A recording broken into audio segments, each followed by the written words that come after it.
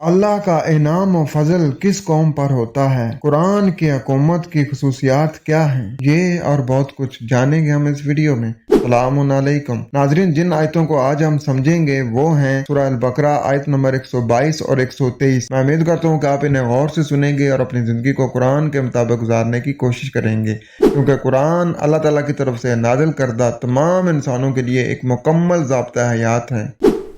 नाजरीन, ज़रा दिमाग पर जोर डालकर सोचें कि आप मुसलमान का लफ्ज़ जो बोलते हैं उसका मतलब क्या है। क्या इंसान माँ के पेट से इस्लाम साथ लेकर आता है? क्या एक शख्स सिर्फ इस बिना पर मुस्लिम होता है कि वो मुस्लिम का बेटा और मुस्लिम का पोता है? क्या मुसलमान भी इसी तरह मुसलमान पैदा होता है जिस तरह एक ब्राह्मण का बच्चा ब्राह्मण पैदा होता है, एक राजपूत का बेटा राजपूत और एक शूद्र का लड़का शूद्र पैदा होता है? क्या मुसलमान किसी नस्ल या जात या बरादरी का नाम है कि जिस तरह एक अंग्रेज किसी अंग्रेज के घर पैदा होने की वजह से अंग्रेज होता है, इसी तरह एक मुसलमान सिर्फ इस वजह से मुसलमान हो कि वो मुसलमान नामी कौम में पैदा हुआ है। ये सवालात जो हैं मैं आपसे पूछ रहा हूँ, इनका आप क्या जवाब देंगे? आप यही कहेंगे ना कि नहीं साहब, मुसलमान इसको नहीं कहते, मुसलमान नस्ल की वजह से मुसलमान नहीं होता बल्कि इस्लाम लाने से मुसलमान बनता है, और अगर वो इस्लाम को छोड़ दे तो मुसलमान नहीं रहता।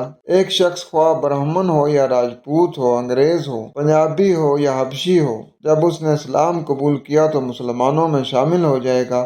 और एक दूसरा शख्स जो मुसलमान के घर पैदा हुआ है, अगर वो इस्लाम की पैरवी छोड़ दे तो वो मुसलमानों की जमात से खारिज हो जाएगा, चाहे वो सईद का बेटा हो या पठान का। बढ़ते हैं अपने सबक की तरफ और पढ़ते हैं सूरह अल बकरा आयत नंबर 122। मेरे पास इस वक्त मोहम्मद हनीफ साहब का तर्जुमा है, पहले उसे पढ़ते हैं। ऐ बनी इसराइल, मेरी इस नेमत को याद करो जो मैंने तुम्हें अता की, और ये कि मैंने तुम्हें दुनिया वालों पर फजीलत दी। नाजरीन, इस आयत में मोहम्मद हनीफ साहब ने बनी इसराइल का तर्जुमा ही नहीं किया, उन्होंने तर्जुमे में नीचे वैसे ही ए बनी इसराइल कर दिया है। आज देखते हैं कि यहाँ बात क्या हो रही है। या बनी इसराइल, ए बुनियाद पर चलने वालों, अज़कुरू नेमती अल्लाह ती, या दहानी लो मेरी नेमत की, वो जो के अनाम तो अलैकुम, जो मैंने नाम किया तुम पर, व अन्नी फज़लतुकुम अलल आलमीन, ये कि मैंने तुम्हें फाजिल दिया है हर इल्म वालों पर, या तुम्हें फजीलत दी है हर इल्म वालों पर। तो इस आयत में बुनियाद पर चलने वालों को कहा जा रहा है कि मेरी नेमत से या दहानी लो, क्योंकि जो अल्लाह की किताब है ना वो सबसे बड़ी नेमत है। तो इसलिए अल्लाह फरमा रहा है कि या दहानी लो मेरी नेमत से,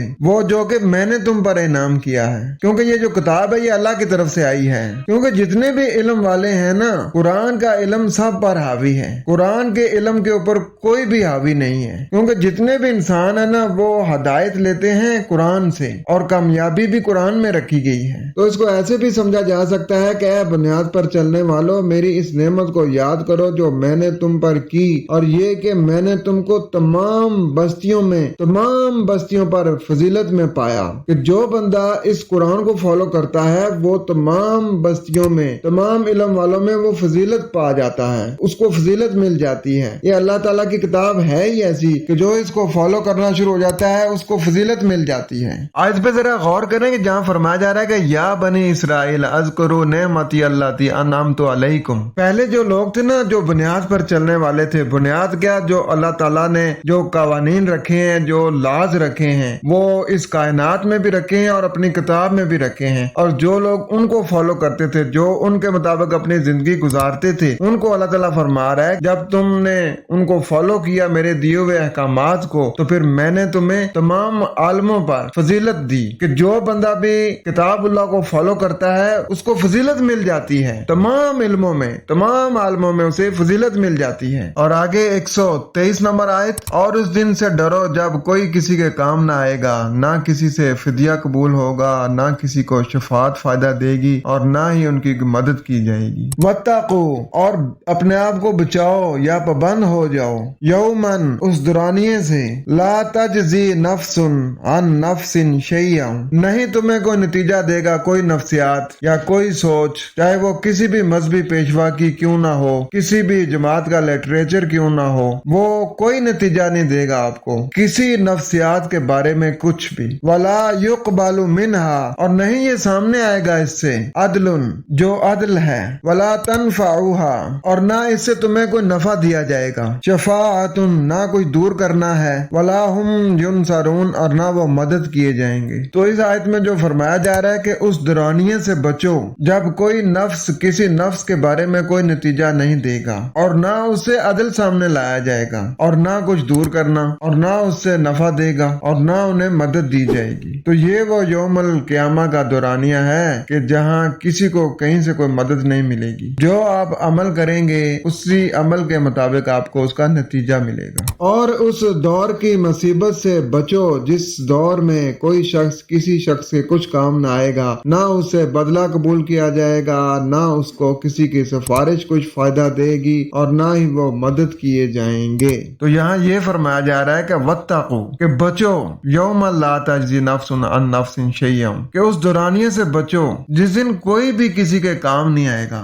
यानी जो कुछ जिसने किया होगा ना उसके साथ उसी जैसा मामला किया जाएगा। ये अल्लाह ने वो दुरानिया रखा ही इसलिए है कि इस दुनिया में तो रिश्वत दे के, सिफारिश करा के, पैसा लगा के छूट जाते हो, लेकिन उधर नहीं, उधर तो हर बंदे को अपनी अपनी फिक्र होगी। अब देखें आगे जो फरमाया जा रहा है ना, वला युक़बलु मिन्हा अदलुन, यानी जो शख्स कोई गलत काम करता है ना तो ये नहीं होगा कि उससे कुछ चीज लेके तो उसे छोड़ दिया जाएगा। और आगे आ गया कि वला तनफ़उहा शफ़ाअतुन, तो कोई भी सिफारिश उसे कुछ नफा नहीं दे सकेगी। आज तो मजहबी पेशवा कह रहे होते हैं ना कि हमारा पीर उस वक्त तक जन्नत में नहीं जाएगा जब तक उसके मानने वाले सारे जन्नत में न चले जाएं। या जिस तरीके से नबी का नाम लेके रवायातों में बनाया हुआ है ना कि जिसने कलमा पढ़ा होगा वो तो डेफिनेटली जन्नत में ही जाएगा, और ये कहानियों में बताया हुआ है ना कि नबी सजदे में गिर पड़ेंगे, तो वो शेर भी बनाया हुआ है कि आप तो सजदे से सर को उठा लो, आपकी सारी उम्मत बरी है। देखा आपने, ये कुरान से थोड़ा सा भी आप हटेंगे तो कैसे आपको ये उचक लेंगे ये मजहबी पेशवा जो होते हैं। ऐसी ऐसी कहानियों में आपको डाल देंगे कि आप उन कहानियों के शहर में इतना खो जाएंगे कि आप असल से हट जाएंगे। और आगे वाला हम युनसरून, और ना उन्हें किसी तरफ से किसी किस्म की कोई मदद की जाएगी। अगर हम इस दुनिया में अल्लाह के निजाम को नाफिज करेंगे ना, अल्लाह के दिए हुए जो कवानीन है जो इनको मुल्की सतह पर इम्प्लीमेंट करेंगे, तो उस वक्त भी ये होगा,